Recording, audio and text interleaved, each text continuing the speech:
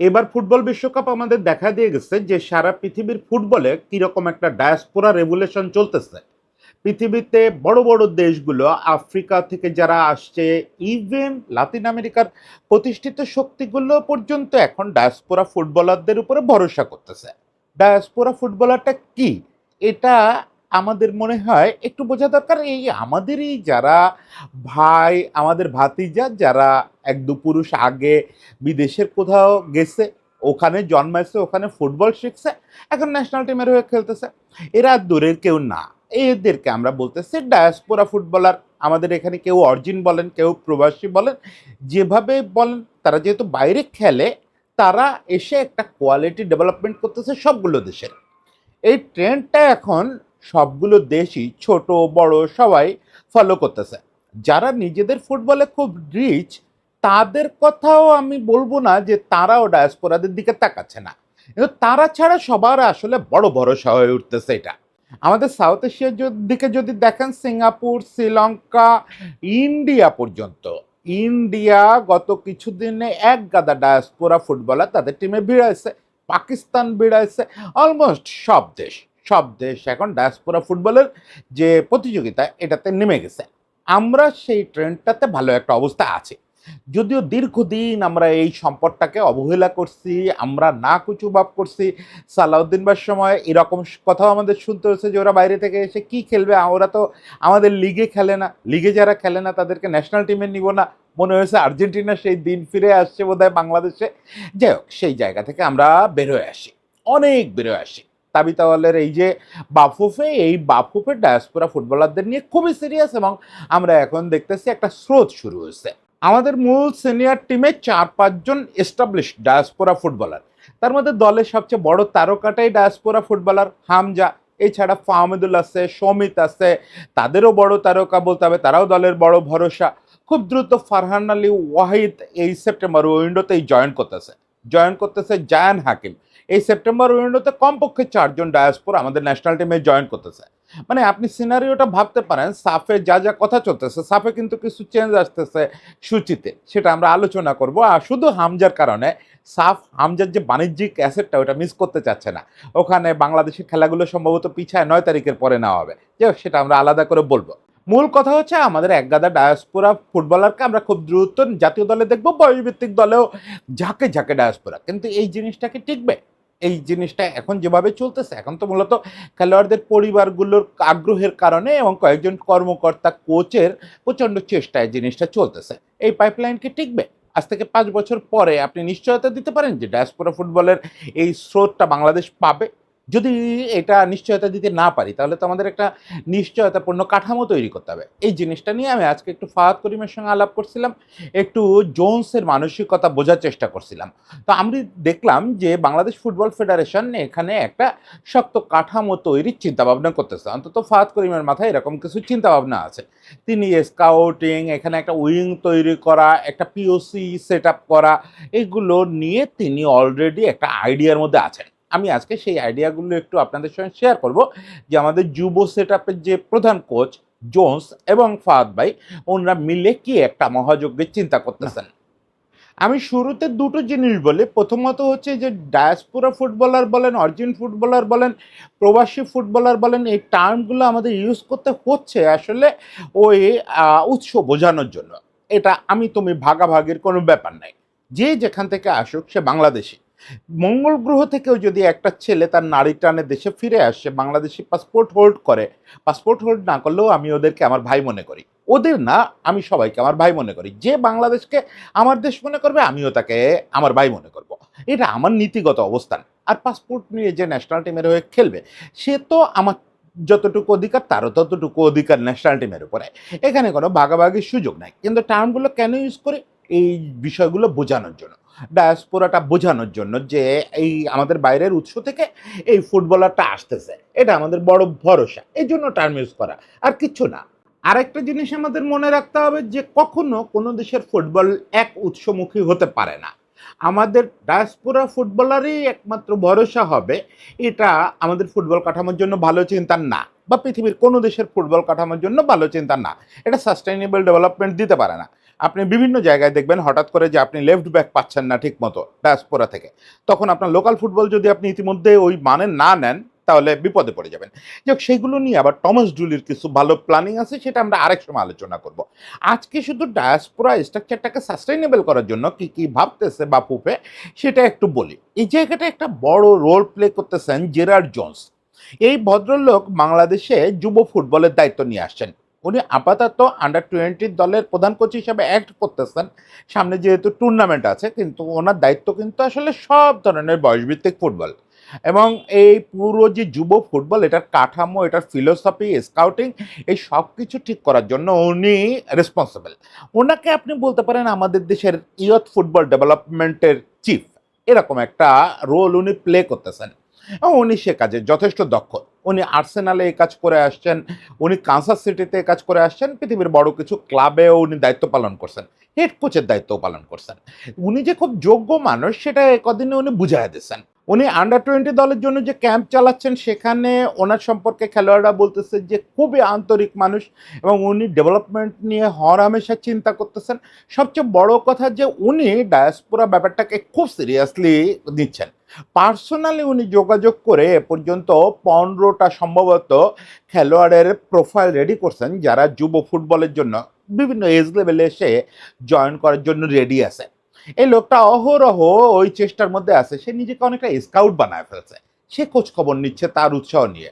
ইতিমধ্যে আমরা দেখছি মাহি খানের মতো ফুটবলার আমাদের এখানে তার টিমে এসে প্র্যাকটিস করছে, পরে অবশ্যই ইনজুরি নিয়ে ছেলেটা ফিরে যেতে বাধ্য হয়েছে। আর অনেকগুলো পোটেনশিয়াল ছেলে, সম্ভবত 15-20টা ছেলেকে উনি এর মধ্যে দেখে ফেলছেন, আরও ওনার বিরাট একটা পুল বানায় ফেলছেন এবং উনি এটাকে একটা সাস্টেইনেবল রূপ দিতে চান, যে এই পুলটা যাতে হঠাৎ হারায় না যায়। দেখেন আমাদের সংখ্যাটা কেন তৈরি হয়, এই যে আজকে আমরা তো ঘর পোড়া গরু, আমরা সিঁদুরে মেঘ দেখলে ভয় পাই। আমরা কিন্তু এই ওয়েভটা এই প্রথম দেখতেছি না। খুব ছোট্ট একটা ওয়েভ জামাল তৈরি করছিল সেই আমলে, তখন তাবিত আউয়াল ছিলেন এই জিনিসটার রেসপন্সিবল। তাবিত আউয়ালই সেই মানুষ যিনি আসলে প্রথম বাংলাদেশে ডায়াসপোরা ফুটবলারদের ওয়েলকাম করলেন। জামাল বেশ কয়েকবার চেষ্টার পরে এই তাবিদ ভাইয়ের কল্যাণেই না বাংলাদেশের ফুটবলে সেট হলো এবং জামালকে দেখা দেখি তারিখ আসলো। ওই সময় আরও 4-5টা ছেলে বাংলাদেশে ট্রায়াল দিল। কেউ ফিজিক্যাল কারণে, কেউ ওয়েদারের কারণে বাংলাদেশে মানায় নিতে পারে নাই। ওই সময় এর মাঝে ওর পরপর আরও অনেকগুলো ছেলে, একটা ছেলে সম্ভবত সম্রাট বা এরকম নাম, খুবই ভালো একটা ছেলে ছিল। ওই ছেলেটাকেও আমরা রাখতে পারলাম না, ওকে একটু কন্ডিশনিং টনিং করার দরকার ছিল। ওই সময় তাবিদ ভাইও পরে বাফুফেতে আর থাকলেন না, জিনিসটা আর আগালো না। এই যে কথাটা বললাম যে তাবিদ ভাইও থাকলেন না, জিনিসটাও আর আগাইলো না। জিনিসটা কি এভাবে ব্যক্তিকেন্দ্রিক হওয়া উচিত? একটা সিস্টেম হওয়া উচিত না, যে আজকে এই লোকটা ব্যক্তি উদ্যোগে এই কাজগুলো করতেছে, কিন্তু এই লোকটা তো কালকে না থাকতে পারে, অন্য কোনো পদে যেতে পারে, তাকে বাফুফে আর একটা পদে দিতে পারে। সে নিজে, এরা যারা ফেডারেশনে আসেন, এরা বেশিরভাগ তো বড় বড় বিজনেসম্যান বা অন্য কোনো পেশা আছে, এরা তো বিএফএফ থেকে ফর্মালি কোনো আয় করেন না। ফলে এরা দুদিন পরে ভাবতে পারে যে না, আমি আর ক্রীড়া সংগঠনে সময় দিব না, আমি শুধু আমার ব্যবসায় সময় দিব। ফাইন, তাহলে ওই জায়গাটা যেই ভ্যাকুয়াম হবে, উনি যেই থাকবেন না, সিস্টেমটা ধসে পড়বে। এর আগে তো আমরা তাই দেখছি যে তাবিত আউয়াল নাই আর ডায়াসপোরা নিয়ে কেউ কাজ করে না, বরং বিএফএফ প্রেসিডেন্ট বলতেছেন যে আমরা এগুলা সহ্য করব না। তাহলে কি হবে? আমরা ধরেন আজকে কাজটা চলতেছে মূলত ফাহাদ করিম, ইমরুল হাসান এবং এই যে জোন্স, এই 3 জনের ঘাড়ে ভর করে, 3টা লোকের উদ্যোগের কারণে। এককভাবে আমি কাউকে কৃতিত্ব দিচ্ছি না বা ছোটও করতেছি না, এখানে ফাহাদ ভাই বিরাট একটা রোল প্লে করতেছেন। আজকে এই যে হামজা, সমিত সোম বা এদের যাদের দেখেন, এদেরকে আনার ব্যাপারে তার একটা বিরাট রোল আছে। এটার বড় একটা কারণ হচ্ছে ওনার স্পেশালাইজেশনই হচ্ছে ফুটবলার এজেন্সি এবং ফুটবল ম্যানেজমেন্টে। উনি প্রফেশনাল হিসাবে এই জগতে বিরাট একটা দক্ষ মানুষ। এই যে ফারহান আসতেছে, জায়ান আসতেছে, এই নেক্সট উইন্ডোতে যে 4-5 জন আসবে, সবগুলো ফাহাদ ভাইয়ের উদ্যোগে, ফাহাদ ভাই দ্রুতকরণ করে এদের কাগজপত্রের কাজ রেডি করা সবগুলো উনি করছেন। এখন কথা হচ্ছে ফাহাদ ভাই যে কালকে থাকবে, এই নিশ্চয়তা আমাদেরকে কে দিল? সোর্সটা তো তাকে অন্য কাজেও পাঠাইতে পারে, অন্য কোনো রোলেও পাঠাইতে পারে। এগুলো নিয়ে আমি ওনার কাছে কথা বলতেছিলাম যে জোন্স এখন যেভাবে কাজ করতেছে, এটা তো দুদিন পরে জোন্স নাও থাকতে পারে। জোন্সের অন্য কোনো ত্রুটির কারণে জোন্সকে আমরা স্যাক করতে বাধ্য হতে পারি, আপনি নিজেও এখানে নাও থাকতে পারেন। তো উনি বললেন যে এটা আমি খুব সিরিয়াসলি ভাবি যে ভাই আমি তো এখানে পার্মানেন্ট কেউ না, এখন শুধু আমি না, আমাদের ফেডারেশনের বেশ কয়েকজন, যেটা মানে সত্যি উনি এটা খুব পারফেক্টলি বলছেন যে শুধু আমি না, আমাদের ফেডারেশনের কয়েকজন পরিচালক ব্যক্তিগত উদ্যোগে কাজগুলো করতেছেন। যখনই সোশ্যাল মিডিয়ায় একটা খবর আসতেছে বা কোনো এজেন্সি একটা খবর জানাচ্ছে, এখানে অবশ্যই উল্লেখ করতে হবে আমাদের এখন দেশে বা বিদেশে ২-৩টা এজেন্সি তারাও ভালো রোল প্লে করতেছে। তারা এখানে একটা স্কাউটিং এর মতো একটা রোল প্লে করতেছে। তারা ওই জায়গা থেকে খেলোয়াড়ের খবর পেলে তাদের সঙ্গে কন্ট্যাক্ট করে ফেলতেছে, তাদের খবর জানাচ্ছে বিএফএফকে। কিন্তু এই সবগুলো খুব অর্গানিক, এগুলো কোনোটাই পেশাদার কাঠামোর না। এগুলোর উপরে ভরসা আপনি কখনো স্থায়ীভাবে করতে পারেন না। এগুলো জিনিস কেমন, একসময় প্রচণ্ড স্রোত উঠবে, আবার ওই লোকগুলো না থাকলে ওই এজেন্সি এখন যারা চালায় এরা তো মূলত পেশানের জায়গা থেকে চালায়, বা এই যে পরিচালকরা যে কাজগুলো করতেছেন এরা তো প্যাশন থেকে করতেছেন। এই লোকগুলো কোনো কারণে সরে গেলে এই সিস্টেমটা ধসে পড়বে।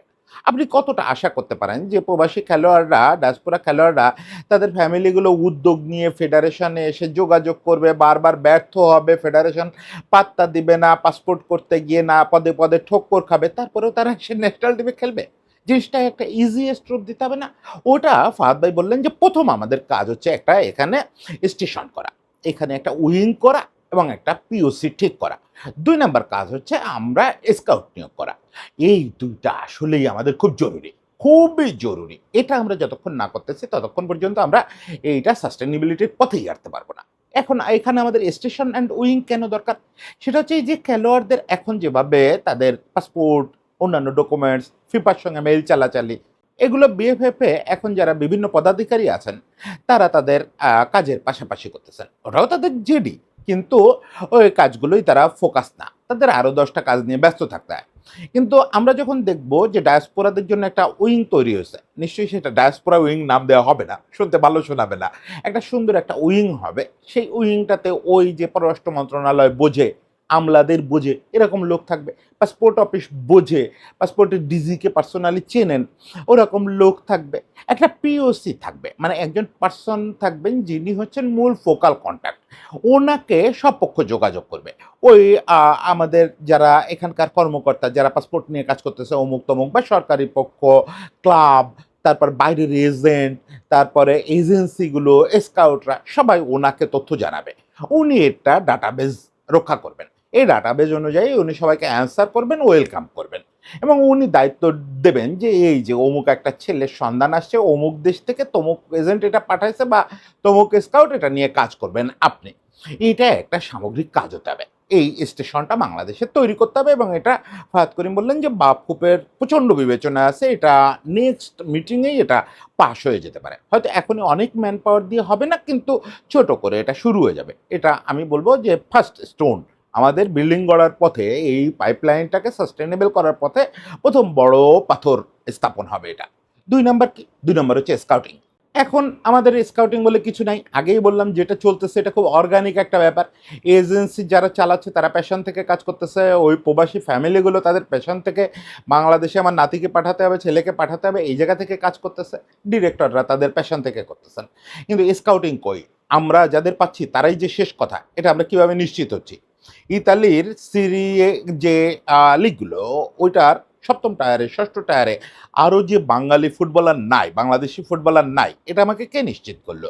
ইংল্যান্ডের প্রত্যেকটা স্তরে আরও যে অনেক হামজা চৌধুরীর নাই, আরও ৮-১০টা হামজা চৌধুরীর নাই, এটা আমাকে কেউ কনফার্ম করছে? আমার তো কনফার্ম হইতে হবে। আমার কানাডা, প্রত্যেকটা দেশে কনফার্ম হইতে হবে। কতজন আছে, তার কোয়ালিটি কি, ওটা তো ট্রায়াল দিয়ে দিয়ে জোন্স বা টমাস ডুলিরা দেখবে। কিন্তু আমার তো আগে নামগুলো দরকার, যে কারা দুনিয়ার কোথায় প্রফেশনাল কাঠামোতে খেলতেছে, যে বাংলাদেশি অরিজিন। এটাকে ডায়াসপোরাতে পরিণত করার দায়িত্ব তো আমাদের কোচদের। কিন্তু আগে তো খোঁজটা পেতে হবে। এখন আইডিয়াল হচ্ছে যে যতগুলো প্রসপেক্টিভ নেশন আছে, যেসব জায়গায় বাংলাদেশি প্রবাসীরা অনেক থাকেন এবং ফুটবলিং নেশন, সেগুলো সব জায়গায় স্কাউট নিয়োগ করা। বড় বড় দেশগুলো, মরক্কোর মতো দেশগুলো শুধু সব জায়গায় করে না, সব সিটিতে করে।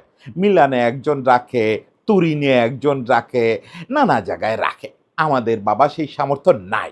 আমরা প্রতিটা দেশেও স্কাউট রাখার মতো অবস্থায় নাই এখন। একজন স্কাউটকে যে টাকা দিতে হবে, আপনাকে তো হয় ইউরোতে নতুবা ডলারে পেমেন্ট দিতে হবে।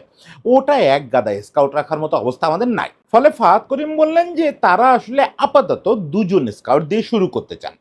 একজন ইউরোপের জন্য, একজন উত্তর আমেরিকার জন্য, মানে কানাডা, মেক্সিকো এই অংশের জন্য। ইউরোপের জন্য যে হবে সে হয়তো ইংল্যান্ড বেস হতে পারে বা ওই আশেপাশে কোনো বেস, আর উত্তর আমেরিকায় হয়তো কানাডা বা মেক্সিকো বেস। এরা হচ্ছে প্রধান স্কাউট হিসেবে ওখান থেকে রোল প্লে করবে।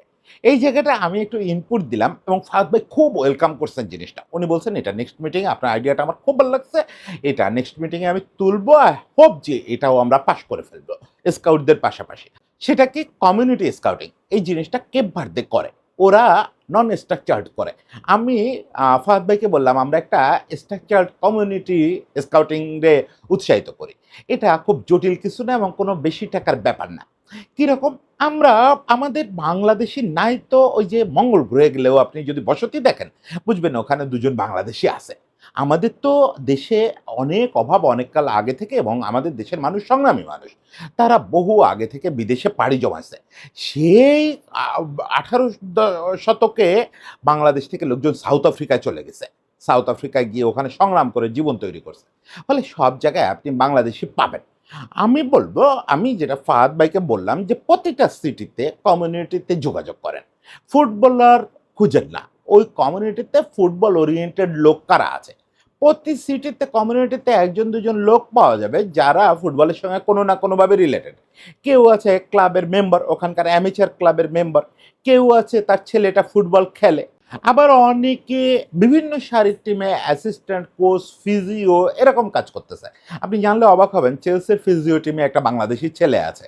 এখন এরকম ছেলেদের যদি বা এরকম লোকেদের যদি আমরা অনারারি কমিউনিটি স্কাউট হিসাবে দাঁড় করাইতে পারি, তাদের যদি একটা পরিচয়পত্র দিতে পারি, তাদের যদি একটা আইডেন্টিটি দিতে পারি, তাহলে এই জিনিসটা আমাদের কি পরিমাণে আগায় দিতে পারে আপনি কল্পনা করতে পারেন। এরা শুধু লিড আনবেন, এরা শুধু প্রাইমারি সোর্স হিসাবে কাজ করবেন। এদের তো টাইম নাই, এরা যেহেতু এটা থেকে ওই পরিমাণে টাকা পাবেন না যা দিয়ে এরা চলতে পারবেন, এরা এদের নিজেদের কাজটা করবেন। একটা শর্ত থাকবে যে বাবা তুমি একটা খেলোয়াড়ের কোচ দিলে তোমাকে আমরা একটা রিওয়ার্ড দেব, এই কারণেই না তোমাকে আমরা কার্ড দিচ্ছি এবং বিএফএফ এর অফিসিয়াল হিসাবে এনলিস্টেড করছি। ফলে তুমি যেই মুহূর্তে একটা লিড এনে দিবা ওই লিডটা আমার স্কাউটে জানাবো আমি, এই লিড কাজ করুক বা না করুক ওটার বিনিময়ে তুমি একটা রিওয়ার্ড পাবা। আর সে যদি ট্রায়ালে যাওয়ার সুযোগ পায় আরেকটু রিওয়ার্ড পাবা, সে যদি ন্যাশনাল টিমে খেলে ফেলে তুমি একটা বোনাস পাবা। ব্যাস, এটুকুই যথেষ্ট। আমাদের প্রবাসীরা আমি বিশ্বাস করি না যে তারা টাকার জন্য এই কাজটা করবে। তারা করবে অনারের জায়গা থেকে, যে আমাকে বিএফএফ একটা দায়িত্ব দিছে, আমাকে এই কাজটা করতে হবে। তারপরেও একটু রিওয়ার্ডের ব্যবস্থা রাখেন না, সে আরও গার্ডস ফিল করবে যে ওকে এটা আমাকে করতে হবে। আপনি তাকে একটা আইডি কার্ড দিয়ে দেন, সে পকেটে তার ওই আইডি কার্ডটা থাকুক যে আমি বিএফএফ এর একজন স্কাউট, অনারারি স্কাউট। এই আইডিয়াটা ফাহাদ করিম খুব ভালোভাবে নিচ্ছেন এবং বলছেন যে এটা যেহেতু ওই রকম কোনো ব্যয় ডিমান্ড করে না, আমাদের তো আসলে আর্থিক সামর্থ্য সীমিত, ফেডারেশনটা চলে মূলত বিএফ ফিফার অনুদানের ওপরে। এখনো পর্যন্ত আমরা স্পন্সর ওরকম ম্যানেজ করতে পারি নাই, আশা করি খুব দ্রুত করব। যেহেতু হামজা চৌধুরী, ফারহান আলী, সমিত সোমরা রেগুলার হচ্ছে, নিশ্চয়ই বড় বড় স্পন্সররাও বাংলাদেশ ফুটবল ফেডারেশনের পাশে দাঁড়াবে, আয় বাড়বে, তখন বাংলাদেশ ফুটবল ফেডারেশন প্রতিটা দেশে প্রতিটা শহরে স্কাউট রাখবে। সেই দিন একদিন নিশ্চয়ই দেখব। তার আগে পর্যন্ত এই কমিউনিটি স্কাউটিংটা একটা বড় সোর্স হবে এবং এটা আমাদের মূল স্কাউটদের বিরাট উপকৃত করবে। লন্ডনে যে স্কাউট থাকবেন আমাদের, উনি যখন খোঁজ পাবেন যে স্পেনের ওই গেতাফেতে একটা ছেলে আছে, গেতাফে থার্ড ডিভিশনে খেলে, যে ছেলেটা বাংলাদেশি বংশোদ্ভূত, উনি জাস্ট ওখান থেকে চলে যাবেন। বেশি তো সমস্যা না, এখন সারা ইউরোপ ট্রেনে কানেক্টেড, বেশিক্ষণ সময় লাগবে না, বেশি টাকাও খরচ না। গিয়ে ওর খেলা দেখবেন, পছন্দ হলে ট্রায়ালে আসতে বলবেন, ফ্যামিলির সঙ্গে কথা বলে কনভিন্স করে ফেলবেন। ব্যাস, ওনার রোল হবে আসলে সারা ইউরোপ জুড়ে ঘুরে ঘুরে ওই লিডগুলোরে যাচাই করা যে আসলেই ঠিক আছে কিনা। তো এই জায়গাটায় আমরা যদি যেতে পারি, আমাদের সীমিত সামর্থ্য নিয়ে আপাতত আমরা একটা সাস্টেনেবল কাঠামো করতে পারবো। এবং আমি আজকে কথাবার্তা বলে যেটা বুঝলাম, জোনসের যে প্রবল উৎসাহ, তার যে প্রবল উদ্দীপনা, সেটার সঙ্গে ফাহাদ করিম, ইমরুল হাসানদের এই যে প্ল্যানিং, এগুলো যদি ঠিকমতো ফাংশন করে তাহলে আমরা স্বপ্ন দেখতে পারি যে আমরা একটা সাস্টেনেবল কাঠামোর দিকে যাচ্ছি। একই সঙ্গে আমরা খুব দ্রুত টমাস ডুলির যে প্রচণ্ড উদ্দীপনা এবং প্রচণ্ড উৎসাহ, সেটা যে বাংলাদেশের লোকাল স্ট্রাকচারকে কীভাবে দাঁড় করাতে পারে সেটা নিয়ে আলাপ করব। এবং আমাদের ক্লাবগুলো যে এখনো পর্যন্ত বুঝতেছে না যে এই জুয়ারে খুব দ্রুত তাদের অংশ নিতে হবে, তারা আমাদের বড় খুঁটি, তারা অংশ না নিলে আমরা আগাতে পারবো না, এটা নিয়ে একটু দুঃখ প্রকাশও করতে হবে আমাদের। যাই হোক, এই সব কিছু মিলে আমাদের ফুটবল আগায় যাক, সাফে বড় রেজাল্ট আসুক, সেপ্টেম্বরের উইন্ডোতে ভালো ভালো ফলাফল আসুক, সেই প্রার্থনা রইল। সবাই ভালো থাকবেন।